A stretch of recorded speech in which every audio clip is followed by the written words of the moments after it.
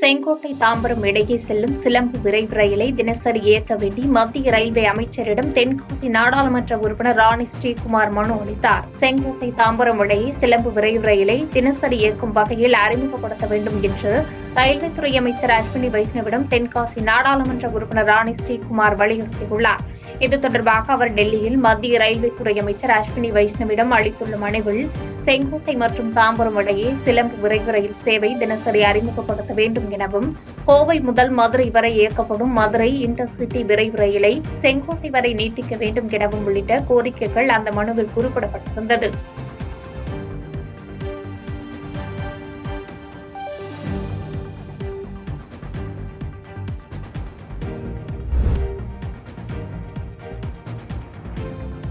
ரமலான் பண்டிகையை முன்னிட்டு செஞ்சி வார ஆட்டு சந்தையில் 5 கோடி ரூபாய்க்கும் மேலாக ஆடுகள் விற்பனையாகின.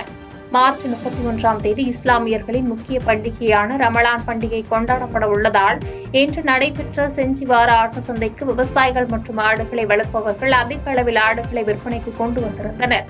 இதில் பல்வேறு மாவட்டங்களில் இருந்து வந்த வியாபாரிகள் மற்றும் இஸ்லாமியர்கள் போட்டி போட்டுக் கொண்டு ஆடுகளை வாங்கி சென்றனர். வெள்ளாடுகள் ஜோடி 17,000 முதல் 35,000 வரையிலும், செம்மறி ஆடுகள் 25,000 முதல் 35,000 வரையிலும், ஆடுகள் ஜோடி 30,000 முதல் 40,000 வரையிலும் விற்பனை செய்யப்பட்டது.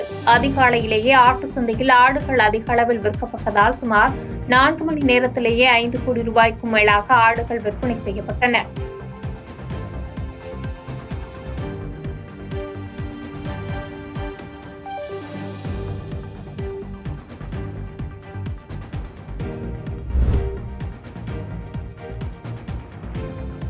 தாம்பரம் மாநகராட்சி 3வது மண்டல குழு தலைவர் பதவி நீக்கம் செய்யப்பட்டதை அடுத்து அவரது அறைக்கு அதிகாரிகள் சீல் வைத்தனர். தாம்பரம் மாநகராட்சி 3வது மண்டல குழு தலைவர் ஜெயபிரதீப் விதிமுறைகளை மீறியதாக நகராட்சி நிர்வாகம் மற்றும் குடிநீர் வழங்கல் துறை அவரை பதவி நீக்கம் செய்து உத்தரவு பிறப்பித்தது. இந்நிலையில் இரவில் அவரது அறைக்கு போலீஸ் பாதுகாப்புடன் தாம்பரம் மாநகராட்சி 3வது மண்டல உதவி ஆணையர் ராஜலட்சுமி தலைமையில் மாநகராட்சி ஊழியர்கள் அறையை பூட்டி சீல் வைத்தனர்.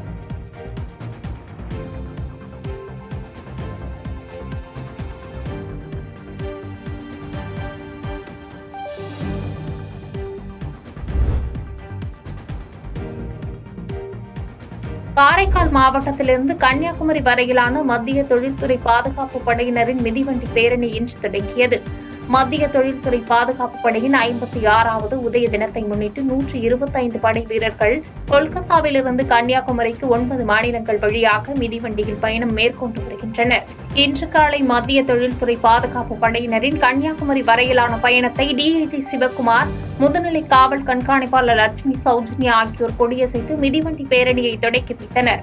மேலும் பேரணியில் கலந்து கொண்டவர்கள் மலர்கள் தூவி வாழ்த்து கூறி வழி அனுப்பி வைத்தனர்.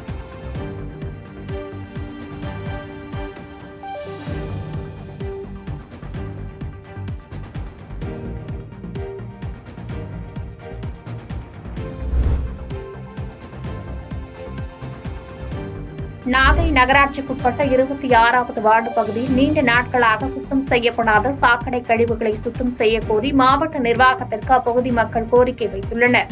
நாகை நகராட்சிக்குட்பட்ட 26வது வார்டு கள்ளுக்காக தெரு மற்றும் ஐயனார் சன்னதி தெருவில் சுமார் 100க்கும் மேற்பட்ட குடும்பங்கள் வசித்து வருகின்றனர். இந்நிலையில் அப்பகுதியில் நீண்ட மாதங்களாக சாக்கடை சுத்தம் செய்யப்படாமல் பிளாஸ்டிக் பைகள், பாட்டில்கள் தேங்கி கிடப்பதால் நோய் தொற்று ஏற்படும் அபாயம் உள்ளதாக அப்பகுதி மக்கள் கவலை தெரிவித்தனர். மேலும் இதுகுறித்து பலமுறை நகராட்சி அதிகாரிகளிடம் புகார் மனு அளித்தும் எவ்வித நடவடிக்கையும் எடுக்கவில்லை என கூறிய பகுதி மக்கள் உடனடியாக சாக்கடையை சுத்தம் செய்ய கோரி மாவட்ட நிர்வாகத்திடம் கோரிக்கை விடுத்து பேட்டியளித்தனர். எங்களுக்கு எந்தவித நார்மலான வசதியுமே கிடையாது. பேர் பலகை இல்லை, ஸ்ட்ரீட் லைட் இல்லை, ரோடு கிடையாது, சாக்கடையும் கட்டி கொடுக்கல.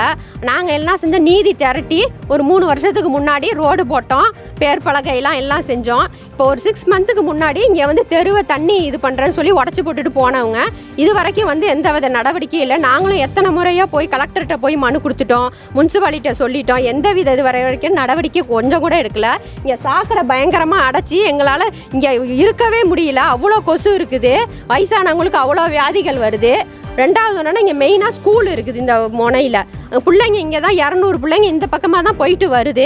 அவங்களால நடக்கவே முடியல, மூக்க மூடிக்கிட்டு போகிறாங்க. அந்த அளவுக்கு ரொம்ப இன்னலான கஷ்டத்தை நாங்கள் சந்திச்சு வந்துக்கிட்டு இருக்கிறோம். இப்போ இந்த தெருவில் வசிக்க முடியுமாங்கிற ஒரு நிலைமைக்கு ஏற்படுத்திக்கிட்டு இருக்கோம். முதல்ல எங்களுக்கு ஃபஸ்ட்டு வந்து இந்த அடைச்சிருக்கிற இந்த சாக்கடையை அது சரி பண்ணி ஃபஸ்ட்டு கொடுக்கணும். பாதகம் செய்பவரை கண்டால் நாம் பயம் கொள்ளலாகாது பாப்பா, மோதி மிதித்து விடு பாப்பா, அவர் முகத்தில் உமிழ்ந்து விடு பாப்பா.